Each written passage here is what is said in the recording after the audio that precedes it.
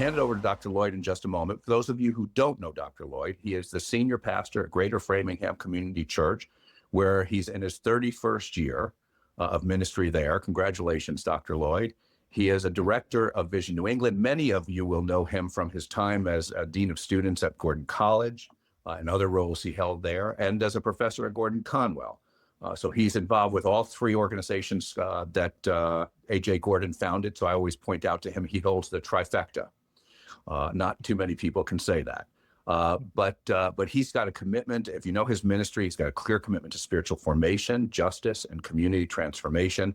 I always see him, he has a teacher at heart. In every place I see him, he ends up playing that role because he's got so much experience and expertise and knows how to share that with us. And so that will come through today. So we'll be talking about the witness of the church in a world of food insecurity, and Dr. Lloyd will share some of what he's doing and what he's sharing. And so, Dr. Lloyd, I'll hand it over to you now. Good. Thank you, Charles, and thank you everybody who joined us today. It's good to share with you for a few minutes here. I use this topic of the witness of the church in the desert of food insecurity. I'm sure you're familiar, and I did a little tagline to it: the need for 5 loaves and 3 fishes in the hands of Christ.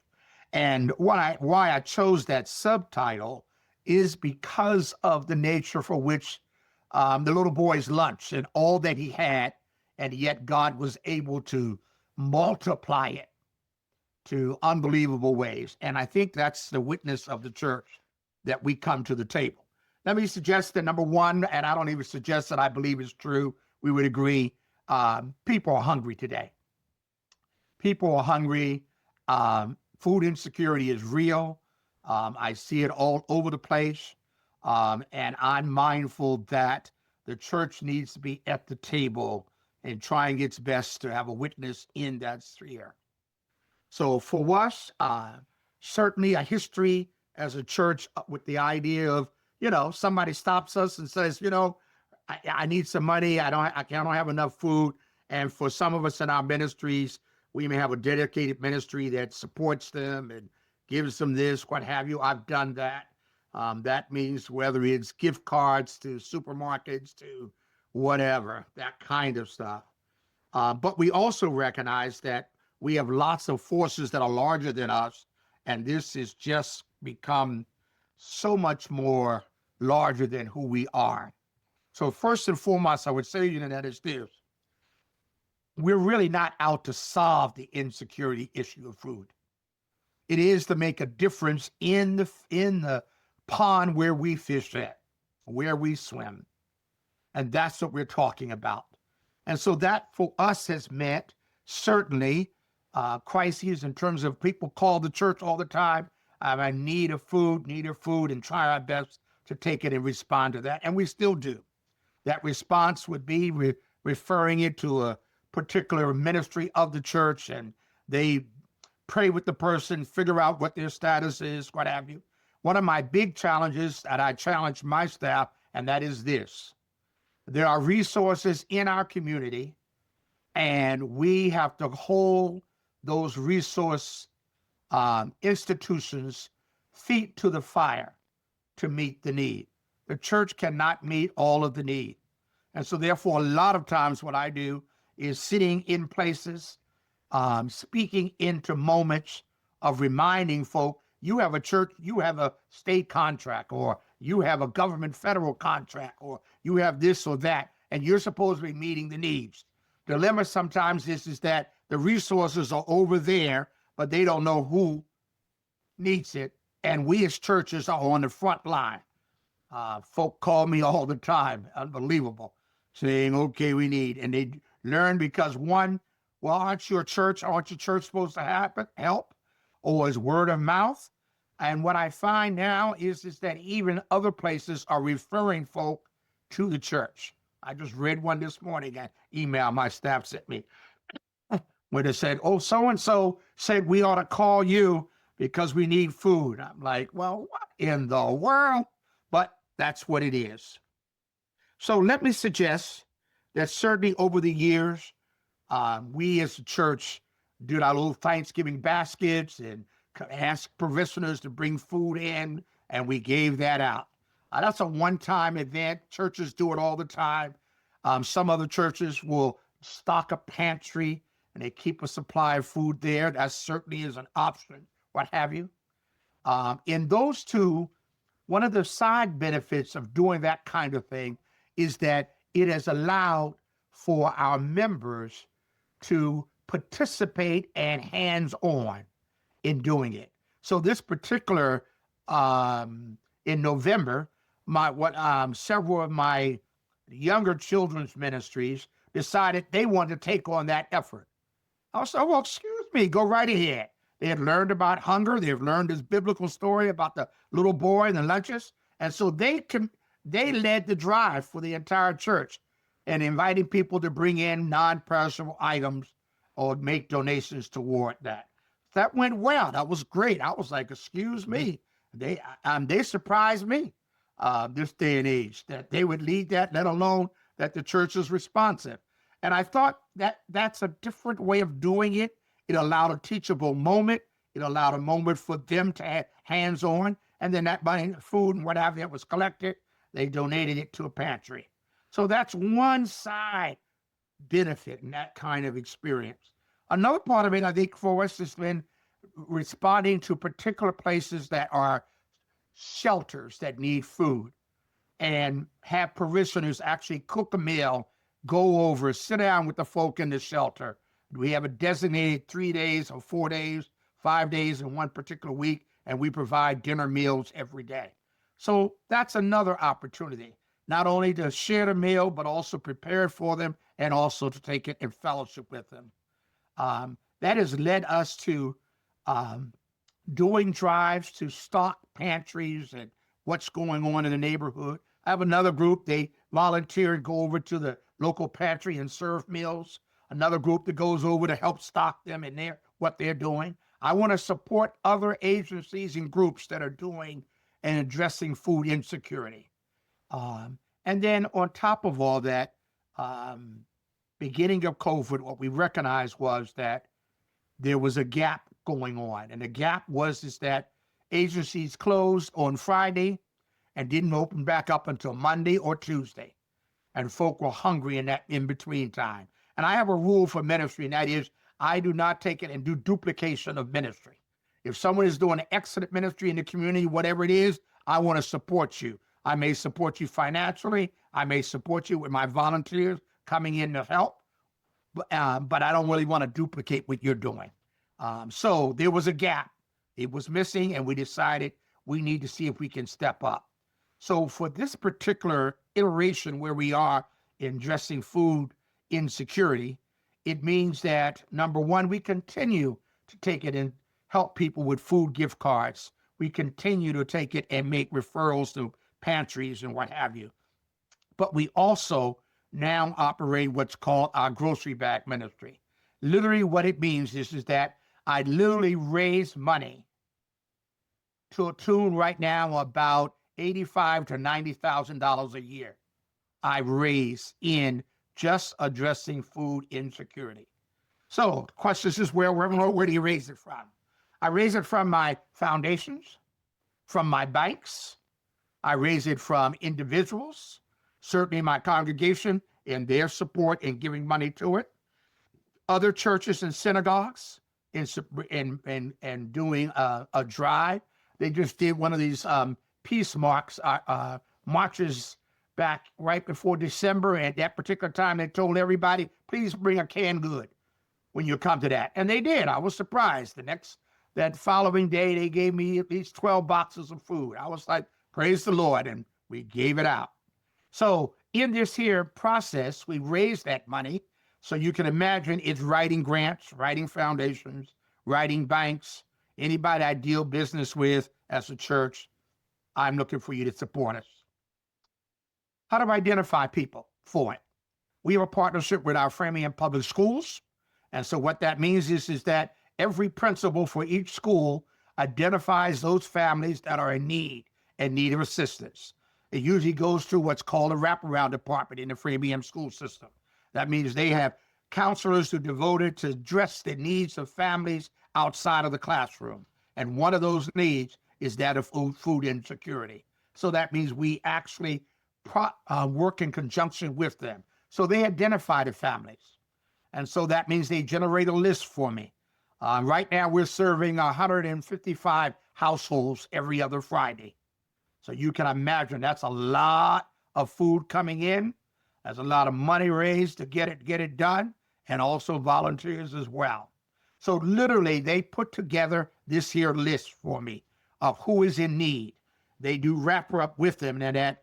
And then in addition to that, there's anybody that calls the church that says, I need food, and we get that information and we put them in the system as well. And then other agencies refer folk and put them into a system. I try to address the issue of waiting lists. I have a waiting list, no doubt about it. So if a family moves off the list, we'll put somebody in. Now, this is in a partnership with DoorDash. DoorDash, first 2 years, the beginning of COVID, they literally delivered the food for free. You can imagine what that means. So that is wonderful. So literally how it works, generation of the list, 155 households. And by the way, when we started, we served 45 households. We're now up to 155. I could go higher if I could manage to raise some more money and or everything else that goes with it. They generate that list. They put that list in the computer system, and that is translated to DoorDash directly. I tell DoorDash, I would like for your the drivers to show up on a Saturday morning at 9 o'clock. So you can imagine all that food in my church, literally on Saturday morning at 9 o'clock. By 9:20, all 55 households, which is basically 2 bags of food per household, that food is out of the church in 20 minutes. They literally deliver the food to the house. And instructions if the person is not home, please bring the food back. Because remember now, I've got a waiting list. So I have a rule of thumb, and that is I don't have food in my building. It's got to be in somebody's household. I don't want it sitting in my kitchen. I don't need that. They ain't doing nothing for me. Now, literally what it means is that I do a partnership right now with Market Basket. Prior to that, I've done Stop and Shop. I've done Wegmans. Right now, I'm with Market Basket for the second year with them. Literally, I give them a list and says, these are the items I want. You can imagine, we still have a supply chain issue in this country regarding food. So there are times when it's like, they sent me yesterday, Reverend Lloyd, we can't get the spaghetti sauce that you want. What do you want to substitute it with? My word to them is, I need a bargain. I need you to give me some discounts. And these are the items that I want. And so they order that, package it all up together. I'm always struck every Friday at noon. I go to Market Basket every other Friday, and there's these pallets of food there, and it says, do not touch Reverend Lloyd's. I'm like, oh, my name is on this food. I don't believe this. So I'm like, okay, we'll get with that one. So literally, they package it all up. My school system, their staff brings their big van, a bus really, because it's a major, and they go to the Market Basket. They pack it, put all the food onto the thing, and deliver that food to the church. In addition, I work with United Way since we have a food pantry there, and I get food from them for free. And we pick that up as well. And then we do some other fresh products that come from a, Johnny Appleseed. Basically, it's a farm to stand, and they provide free perishable items as well. They deliver that to the church for me. So on noontime on a Friday, you can imagine I've got all this food coming into the church. Now, how do we deal with that?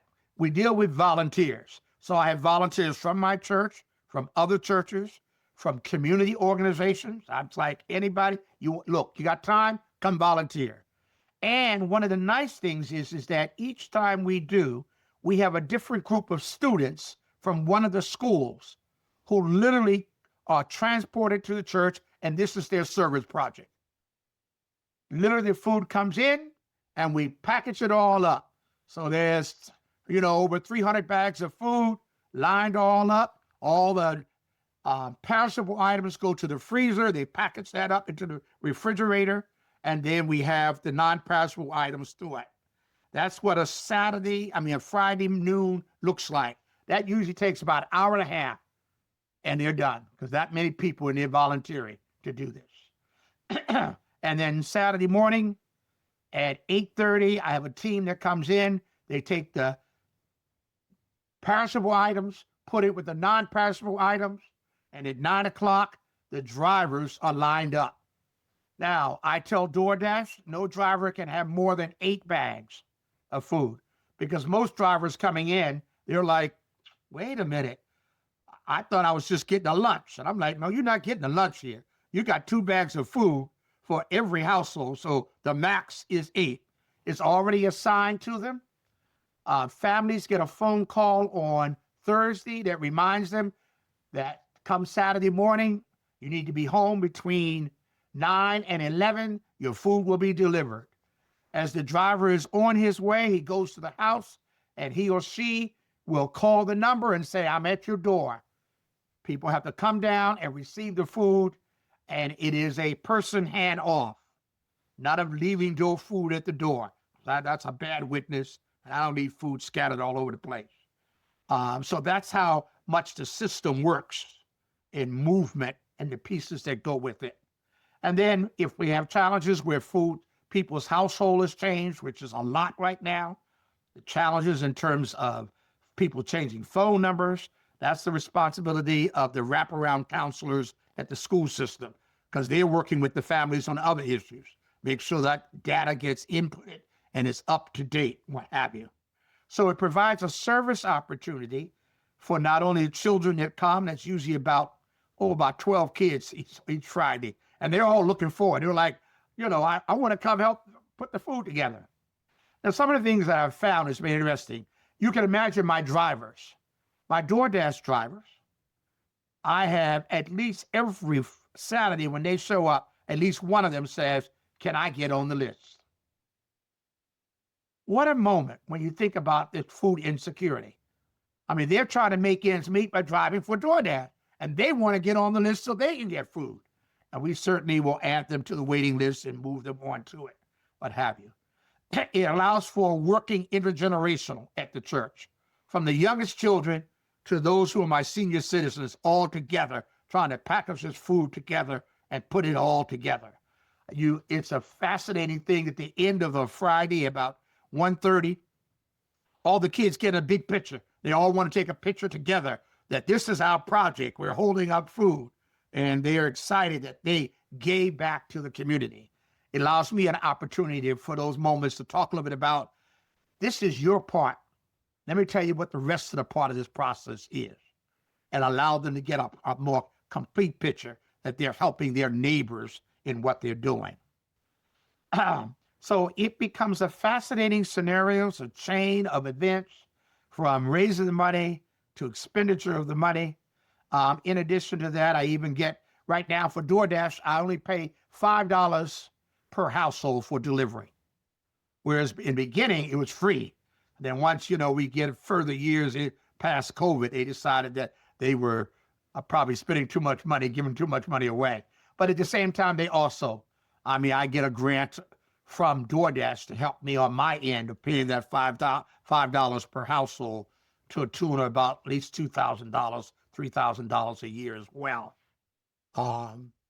So that's a nutshell of what it looks like in terms of this particular program, as well as what it looks like with food insecurity and people needing it. So right now, I have a presentation next week with the city of Framingham and their community block grant development.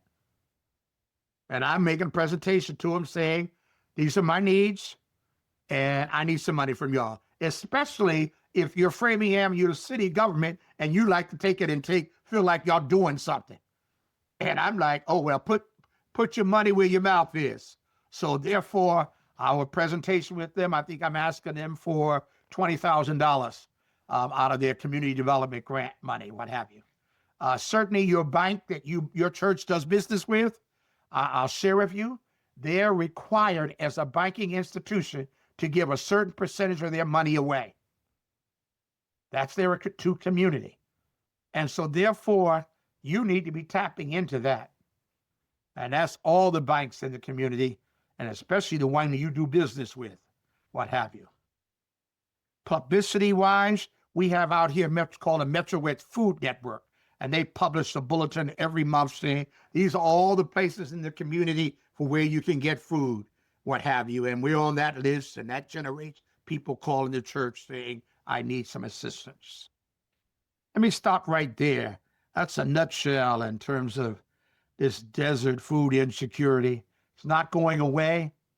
I think my church feels, it gives an opportunity for some of them for the whole family to come and help package the food up. So that's pretty good. When I started it, I had individual drivers, volunteers drive to deliver the food. That worked out all right when I had 45.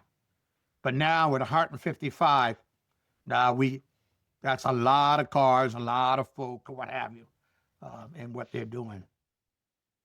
Dr. Lloyd, I have two questions while folks formulate theirs, because we'll shift over to let them ask questions. Yeah. What is your thinking on having the food delivered and paying for that versus having folks come to the church to pick it up? Well, in the beginning, and I still have people now who will come to the church to pick up food or pick up gift card. That's great.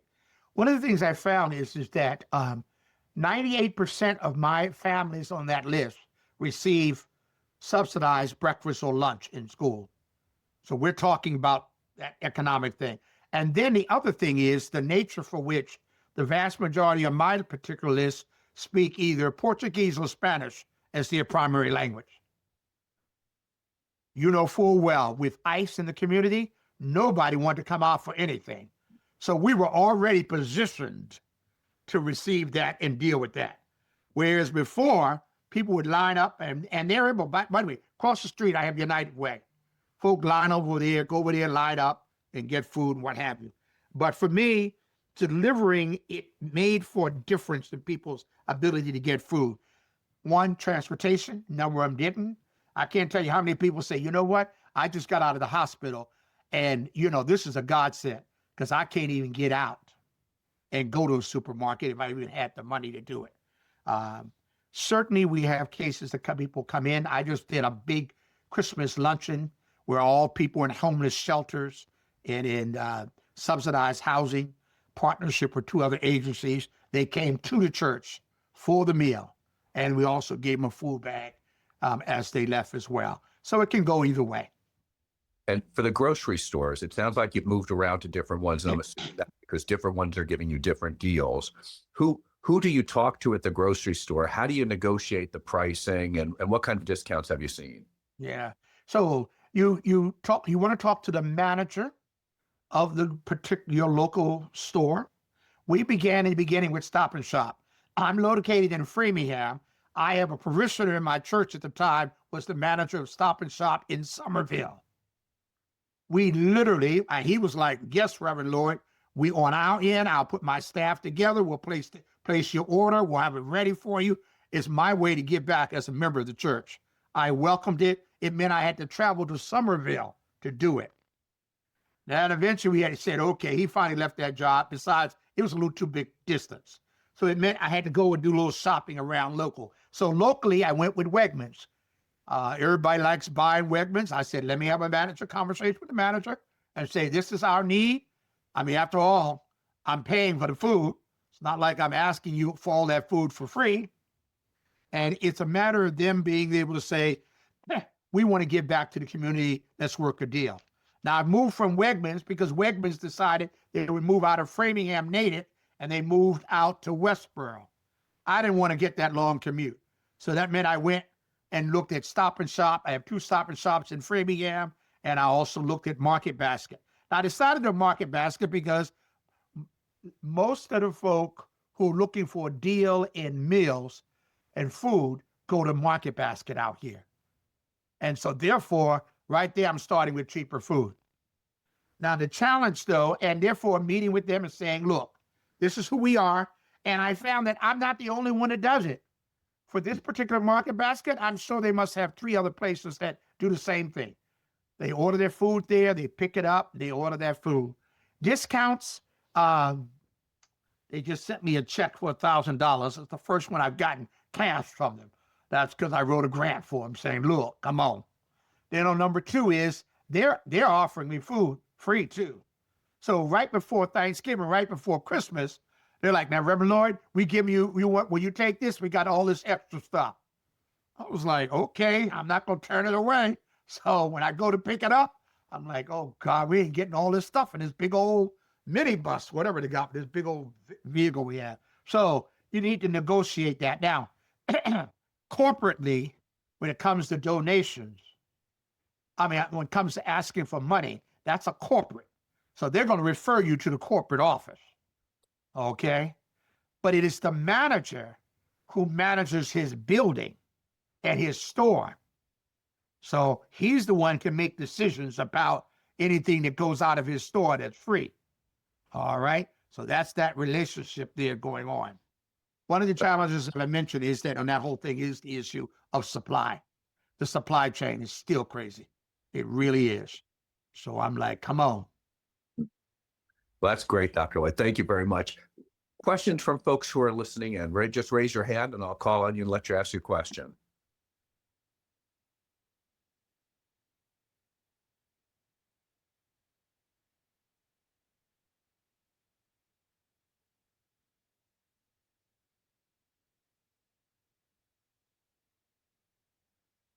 Nothing? Okay, last chance. Going, gone. Oops, Pastor Cindy Cabral, go ahead. Dr. Lloyd, when you first started, when you had the 45 people, when you first started going to the stores, how hard was it to get them to come on board to actually assist? Because sometimes I find some resistance. They'll give us some of the leftovers. You know, you talk to the managers, but they don't give, not like they're giving to you. So I need to know your secret. Yeah. Well, let me say this. Number one is,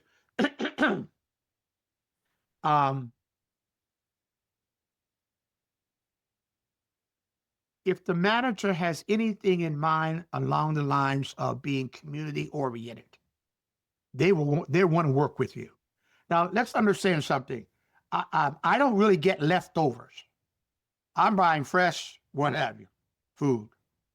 Now, I have food service agencies in my community where people they have a built-in relationship with Chick-fil-A and I'm all these different, whatever food establishment, and they are getting leftovers.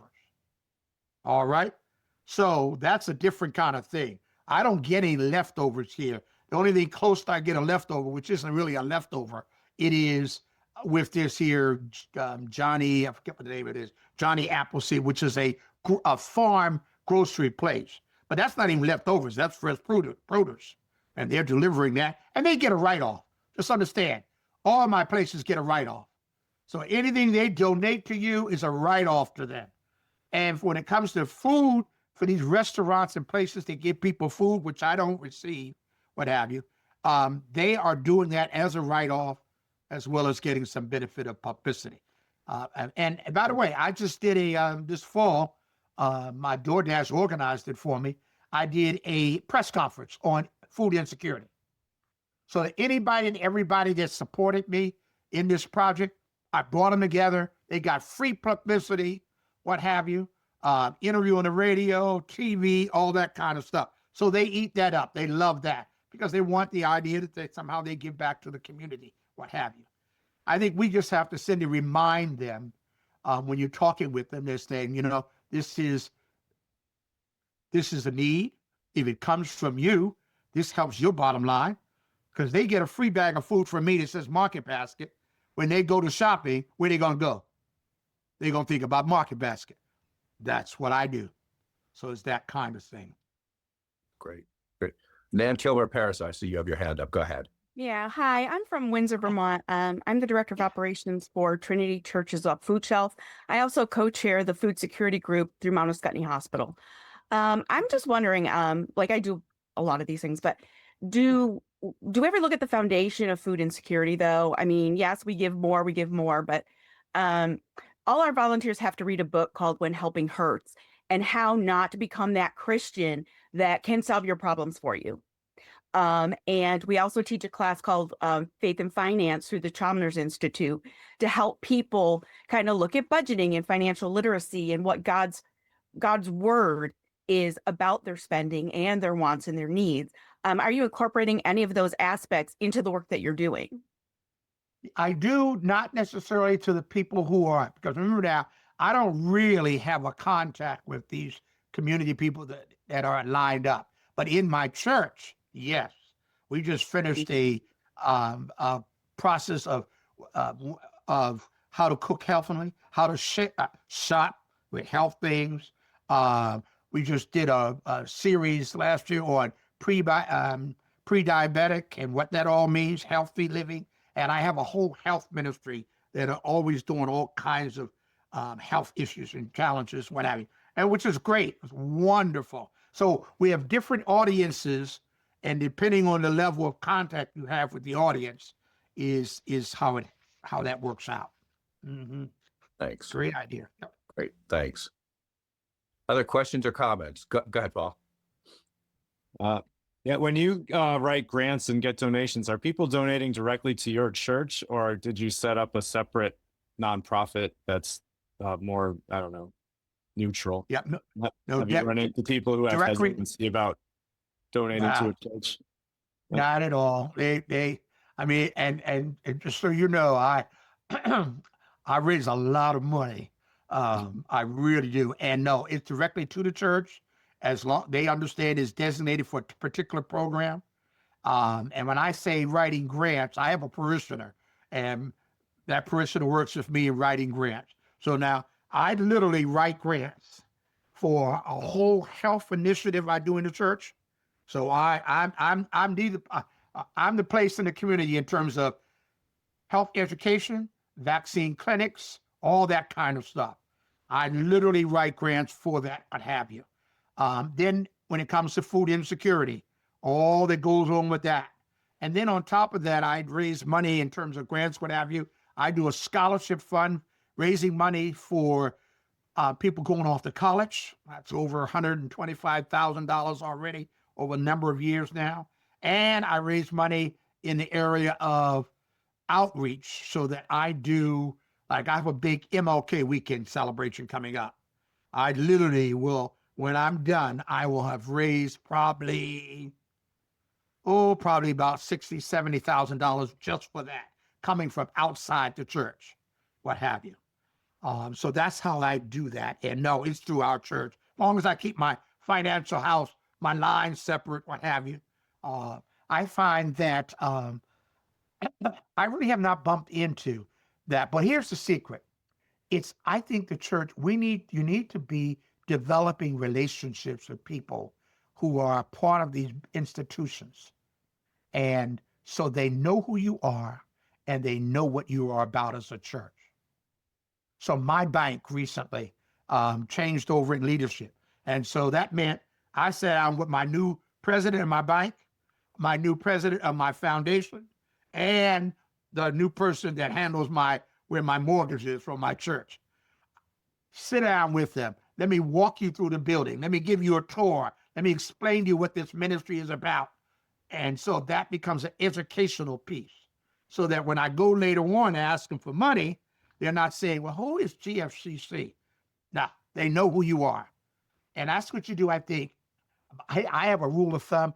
Anybody that's new, CEO, president, what have you, of institutions in the community, they get a letter from me their very first week they start their job. Welcome them to Framingham. This is who we are. And I look forward to sitting down and having a conversation with you. And you'd be surprised. I have some folks still singing my praise to say, I want you to know the first welcome I got was from Greater Framingham Community Church. And that does wonderful. Relationship is capital. I'll share with you in closing, the latest one I did was my new CEO of my hospital. So my poor hospital, they've changed CEOs, at least 6 of them, in the space of 2 years. They can't keep him. And so I sent him a welcome letter in July. He started August 1st. By the time I came back from vacation, September 1st, he called and said, "I'd like to meet you, Reverend Lloyd." And he says, "Oh, no, I want to come to your building." I was going to go to his office. He says, "Oh, no, I'm coming to you." I said, "Well, I'm right around the corner. Come on." So he comes over, he meets with me. I had a chance to sit down with him, find out who he was, where he came from, who his family is, what church he goes to. Let me give you a list of churches in the neighborhood. Come on, y'all. And then from that, it was great, which was good. I said, "The other thing I'm going to do for you is this. I'm going to introduce you to key players in the community." And that's what I did, by introduction, by email. And so he got overwhelmed by all the people I introduced him to. So then about a month later, he comes back and says, "Reverend Lloyd, would you consider being on our board?" I was like, "Oh Lord, Doc, I got enough to do. What are you talking about?" And so it was an interesting scenario with them. So I recommend build that capital relationship. They should know your church. They should know who you are. So if I called in that phone, they know who to answer and who's calling. And I know, Dr. Lloyd, from other conversations we've had, you do the same thing with the police commissioner and with the mayor and Yeah. state representative, every one of them. Everyone, you get elected into office, you know I'm going to be over there. They're like, "Well, what do you want to talk about?" "What I want to talk about?" I say, "You wanted my vote. I'm sitting here. You're electing. I would just remind you, I represent a segment in this community, and we need to know each other. So let's talk a little bit about." And I shared with them, like the hospital person, I said, "What I'm looking for is I need to know your heart. I need to know what you are about." Okay? Because see, we as a church, we in this community, we are not going anywhere. I mean, I'll be honest with you, some folk, I said to them, I said, first thing I want to know is, how long do you plan to stay? Because if you got your eye looking at the door going somewhere else while you just came in, I don't have a lot of time to invest in this relationship. So if you stay in a while, let me help you get the lay of the land. And let me introduce you to what we are about. Thanks. Other questions or comments? Dr. Lloyd, thank you so much for taking the time to do this right after the holidays. I know that was a busy season for many of you, but appreciate you doing that. Appreciate you sharing what you're doing, which I find fascinating. And I think there's lots we can learn from each other on this. And that's really what our goal is here. And so thank you for doing that. For folks who want to stay on, we know some folks will need to leave, and that's fine. If folks want to stay on, Ashley will put you into a smaller group where you can just meet each other and just debrief what you heard and maybe share some things you're doing with each other that might be helpful. And so Ashley will do that now. Dr. Lloyd, thanks again. Bless you all. Blessings. Thank you.